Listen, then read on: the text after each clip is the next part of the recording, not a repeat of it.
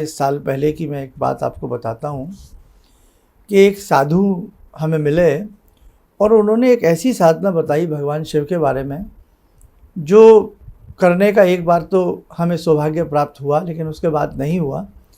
तो मैं आपको वो चीज़ बताता हूँ, और मैंने हालांकि पहले भी ये चीज़ जिक्र किया है कभी, आप सुनिएगा। आप एक ऐसा शिवालय हो जिसके करीब करीब 2 कोस तक मान लें, या मोटी भाषा में आप यूँ कह लें 4-5 किलोमीटर तक कोई दूसरा शिवालय ना हो। ऐसा कहीं शिवालय हमें मिल जाए कि एक ही अकेला अपने आप में शिवालय हो और 4-5 किलोमीटर तक उसके दायरों में ना उत्तर, ना पश्चिम, ना दक्षिण, ना पूरब कोई दूसरा शिवालय ना हो। ऐसे शिवालय में आप जावें, मात्र जल चढ़ावें, पंचमुखी देसी घी का या मीठे तेल का दीप जला करके अकोन के आँखा जिसे कहते हैं उसके फूलों की माला उनको अर्पण कर दें बाबा को, या कम फूल मिलें तो कम से कम 5, 11, 21 फूल उनको चढ़ा करके वहीं उनके श्री चरणों में बैठ कर के जो हमने शिव का मंत्र आपको दिया बताया, हेरिम नमः शिवाय हेरिम, हेरिम नमः शिवाय हेरिम, ये अद्भुत मंत्र है भगवान शिव का। इस मंत्र को बैठ करके वहीं जपें और फिर रात्रिकालीन या संध्या के समय पुनः उस मंदिर में जावें।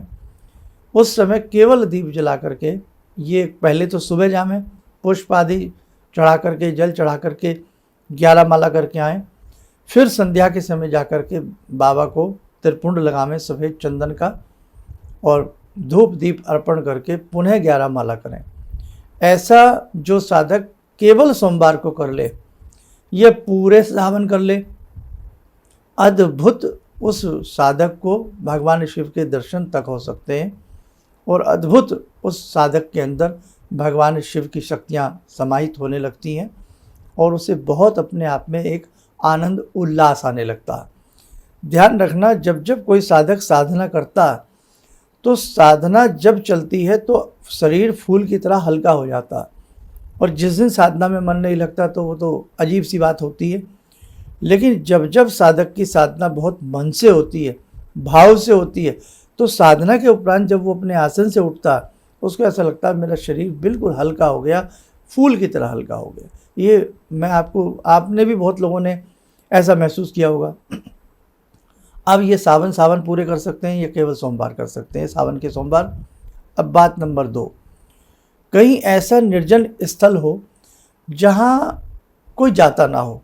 ऐसे बहुत आज भी मिल जाएंगे आपको, कहीं ना कहीं दूर दराज ऐसे मंदिर हैं कि शिव मंदिर तो बने हुए हैं, अब तो खैर ऐसा नहीं है, अब तो साधक हर जगह पहुंच जाते हैं, लेकिन कहीं कहीं ऐसे मंदिर पहले मिल जाया करते थे, आज भी मिल सकते हैं कि यहाँ कोई आता ही नहीं है।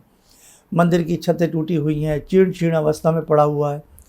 तो भैया ऐसा वैसे तो जल्दी से मिलेगा नहीं, लेकिन अगर मिल जाता है तो उस मंदिर में वहाँ जा कर के उसकी व्यवस्था अच्छी कर दें, उसका जीर्णोद्धार करवाने का प्रयास करें, जितनी भी आप अपने पॉकेट से या मिलजुल करके करा सकते हैं। और उसके साथ साथ उस मंदिर में जल जरूर चढ़ाएं, उस मंदिर में धूप दीप और वो जल वाली टोकनी जो लटकाई जाती है जिससे टप टप करके जल गिरता रहता, समझ गए ना। तो ऐसी व्यवस्था की जाए। आज भी ऐसे मंदिर हैं कहीं ना कहीं कि जहाँ कोई जल्दी से जाता नहीं है, घनघोर जंगलों में है, वीराने में है। तो ऐसे स्थान पर चाहे आप दिन के मध्य में जाएं, भाई लगता है शाम को तो हमें डर लगेगा, सुबह सुबह हम जा नहीं पाएंगे, तो दिन के चाहे मध्य में जाएं और वहाँ जा कर के 1 लोटा जल चढ़ा करके भगवान शिव की प्रार्थना करें, आपको बहुत सुंदर लाभ की प्राप्ति होगी। कहने का तात्पर्य यह है कि निर्जन स्थल में, बियाबान जंगल में या कहीं एकांत स्थल में अगर भगवान शिव का मंदिर है और उस मंदिर में आप पूजा करने लगते हो, तो उस मंदिर में अनेकों प्रकार की जो विशेष शक्तियाँ होती हैं, जहाँ कभी पहले बहुत पूजा की जाती रही होगी, वो शक्तियाँ विलुप्त नहीं होती हैं, वो शक्तियाँ विद्यमान होती हैं। उन शक्तियों का एक विशेष प्रकार का शुभ आशीष आपको प्राप्त होगा ही होगा। उसके साथ साथ सावन में जो ऊपर बर्तन होता है, शिवलिंग के ऊपर जो टोकनी होती है, कलश जो होता, गाय का दूध, देसी गाय का दूध, उसमें आप अनुमति लेकर के डाल दें, लेकिन ये ध्यान रखें वो पात्र तांबे का ना हो।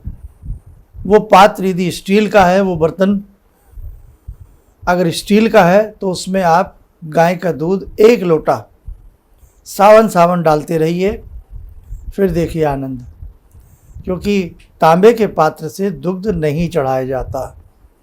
यदि वो टोकनी स्टील की है तो आप उसमें डाल सकते हैं, पीतल की है तो भी उसमें डाल सकते हैं, लेकिन तांबे की है तो नहीं डालें।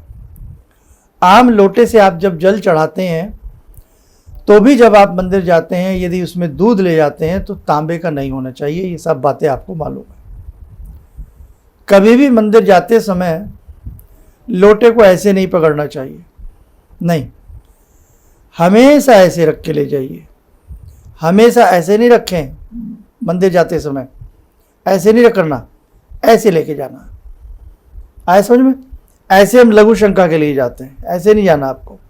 पहले जब दौर था जंगलों में जाने का, ऐसे रखें आप। दूसरी बात, जिन्हें रुद्री के 16 विशेष मंत्र आते हैं, वो प्रतिदिन अपने घर में, यदि आपने नर्मदेश्वर या कोई शिवलिंग रखे हुए हैं, तो उनके ऊपर भी आप 16 विशेष मंत्र पढ़ के, पंचोपचार उनका पहले पूजन करके, फिर मंत्र पढ़ के दूध दही शहद आदि का मिश्रण चढ़ाइएगा, फिर शुद्ध जल चढ़ाइएगा।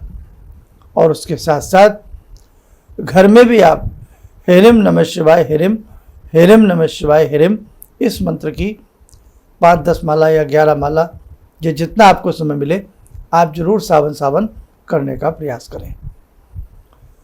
भाव एक ही है कि जितनी आपकी भक्ति प्रगाढ़ होगी, जितनी भक्ति आपकी भाव में होगी, चाहे वो घर में हो, चाहे वो